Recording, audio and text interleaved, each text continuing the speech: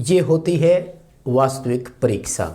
जी हाँ दोस्तों, आज ITI इलेक्ट्रीशियन सेकेंड ईयर का प्रैक्टिकल एग्ज़ाम था और वो प्रैक्टिकल में क्वेश्चंस दिए गए जो सिलेबस में थे।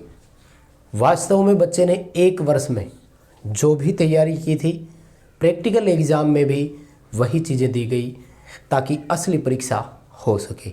वास्तविक मायना परीक्षा का यही होता है। जो इंजीनियरिंग ड्राइंग में किया गया वो सरासर गलत था।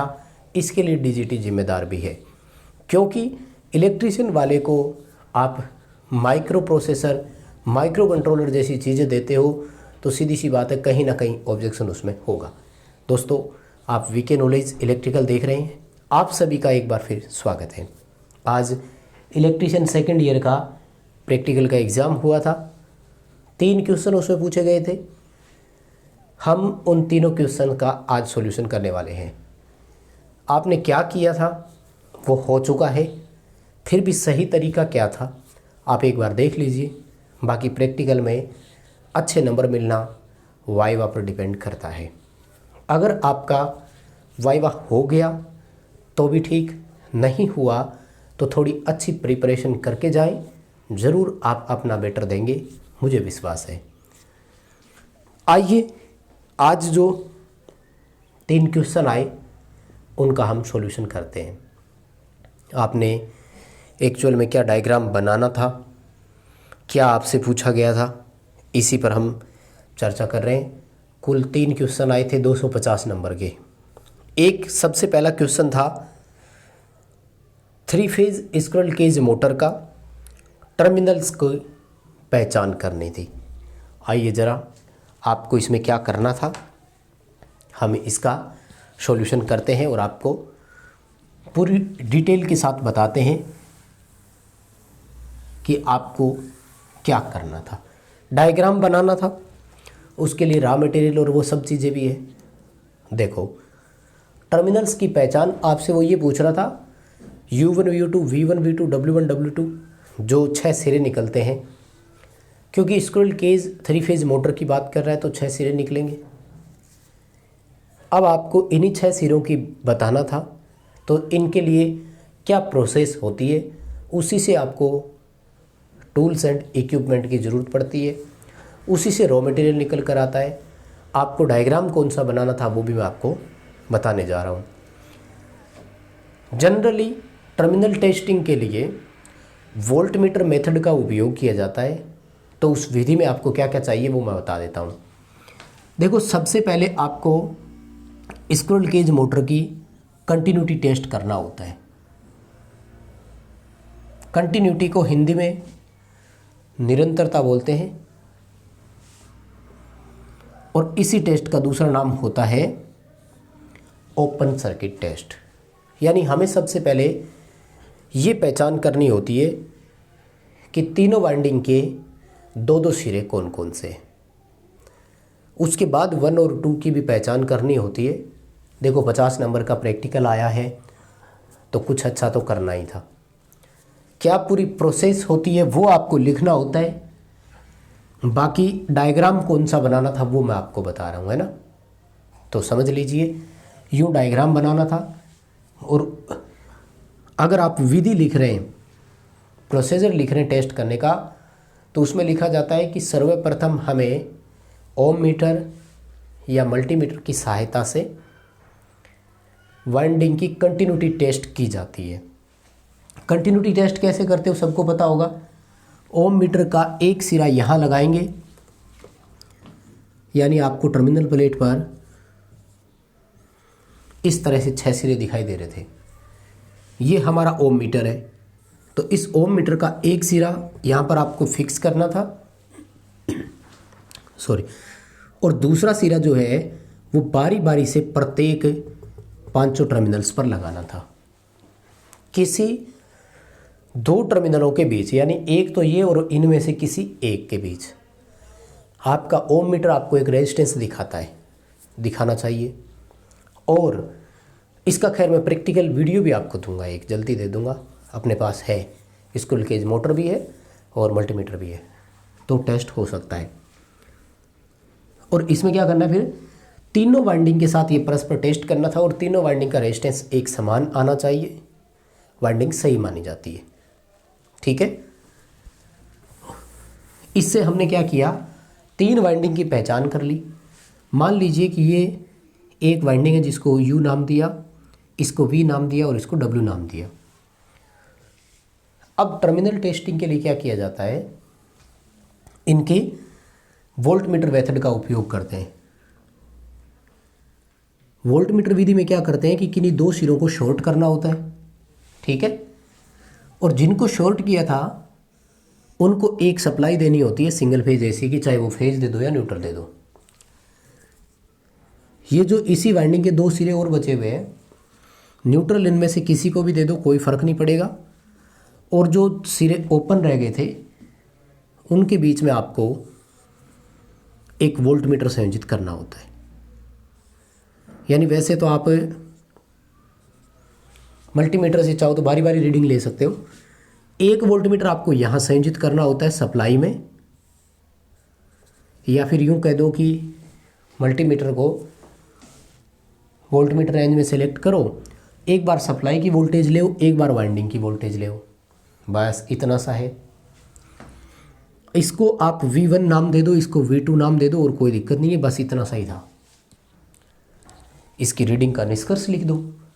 क्या आता है इसमें, ये लिखना होता है आपको कि यदि V1 मोर देन V2 यानी सप्लाई वाली वोल्टेज अधिक है तो जुड़े हुए टर्मिनल सेम है।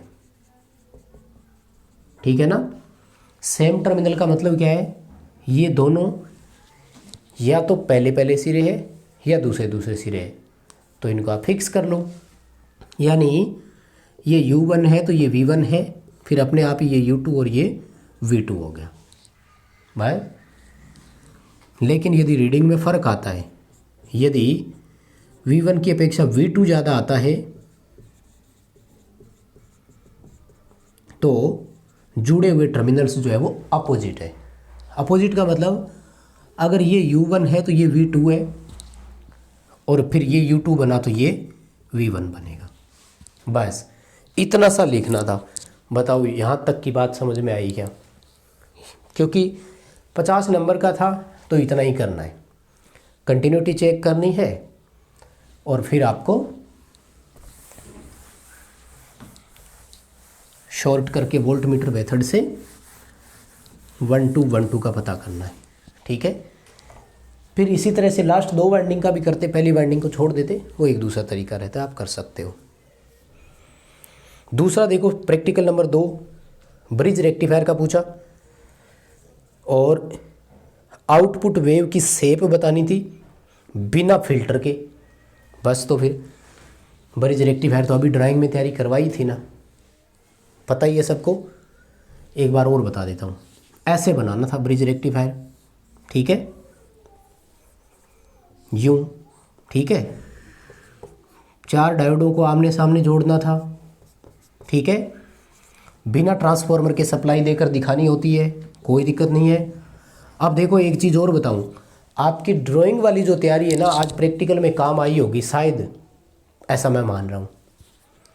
और अगर ऐसा हुआ है तो मुझे कमेंट करके ज़रूर बताना। दोस्तों वास्तव में हमने जो ड्राइंग करवाई थी, कई बच्चे कह रहे हैं गुरुजी आपकी वजह से फेल हो गए। भाई हमारी वजह से फेल नहीं हुए, हमने तो लास्ट 8 या 10 दिनों में जो हमें लग रहा था कि आ सकता है वो करवाया आपको।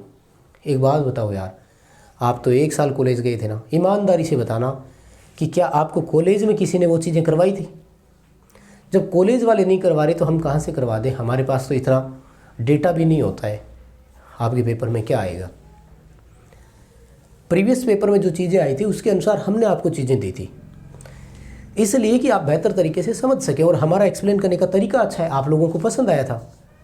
अब वो पेपर में नहीं आया किसी कारणवश, तो ये कोई ज़रूरी तो नहीं होता कि सब चीज़ें प्रैक्टिकल में आए, थ्योरी ड्राइंग में आए। लेकिन आपने हमारे यहाँ से ब्रिज रेक्टिफायर सीखा, ये ब्रिज रेक्टिफायर आपको प्रैक्टिकल में काम आया कि नहीं? सेकेंड ईयर का एग्ज़ाम दे चुके हो, आगे लाइफ टाइम काम आएगा भाई। कंपटीशन एग्ज़ाम की तैयारी करोगे तब काम आएगा। और मुझे ज़रूर बताना, क्लास में भी शायद आपको ये चीज़ें किसी ने करवाई नहीं होगी जो हम करवा रहे थे, ठीक है ना। तो यहाँ पर इनपुट इसकी वेव फॉर्म यूँ दिखानी थी और आउटपुट इसकी वेवफॉर्म यूँ दिखानी थी। ध्यान रखना बिना फिल्टर के मांग रहा है वो, बिना फिल्टर की यही थी, ठीक है ना। अच्छा सा डायग्राम बनाना था, अंदर से डार्क करना था, D1 D2 D3 सब लिखना भी था। तो मैं ड्राइंग में बता चुका था शायद, ये चीज़ रिपीट करने की मुझे लगता नहीं है कि ज़रूरत है क्या। आगे देखो कौन सा था, ये था DC मोटर का, और फील्ड कंट्रोल से स्पीड कंट्रोल करने वाला था। आ जाओ, तीसरा क्वेश्चन बता रहा हूँ, है ना भाई। इसने ये तो दिया नहीं कि मोटर कौन सी है ना। फील्ड कंट्रोल के लिए शंट मोटर ही बनाया करो, और शंट मोटर के लिए आर्मेचर दिखा दो, आर्मेचर के समांतर में फील्ड फ्लक्स दिखाना था, ठीक है। और फील्ड थोड़ी छोटी दिखाओ, क्योंकि फील्ड को कंट्रोल करना है तो रियोस्टेट जो है वो फील्ड के सीरीज में लगता है। बस हो गया। बताओ किसी को कोई समस्या है तो, ठीक है ना। कुछ नहीं करना, बस यहाँ इसको रियोस्टेट को दिखाते जाओ, प्लस माइनस दिखा दो। प्लॉट डायग्राम बनाना था। प्लॉट डायग्राम में क्या होता है इसमें कि हम फ्लक्स को कम करते हैं, इससे गति जो है वो बढ़ती है, क्योंकि गति फ्लक्स के व्युत्क्रमानुपाती होती है। इसलिए आपको क्या करना था, मोटर की स्पीड को फ्लक्स के साथ दिखा सकते हो, तो यहाँ गति दिखा दो, यहाँ फ्लक्स दिखा दो, और ग्राफ ऐसे दिखा दो। फ्लक्स बढ़ता जा रहा है, गति घटती जा रही है, फ्लक्स कम होगा, गति बढ़ती जा रही है। बस टेबल बनानी थी तो वैल्यूएशन दिखा दो कि 5 वेबर फ्लक्स पर माना कि 100 RPM, तो 10 वेबर पर 50 RPM, ठीक है। बस ये 3 इस तरह के प्रैक्टिकल आपको बनाने थे।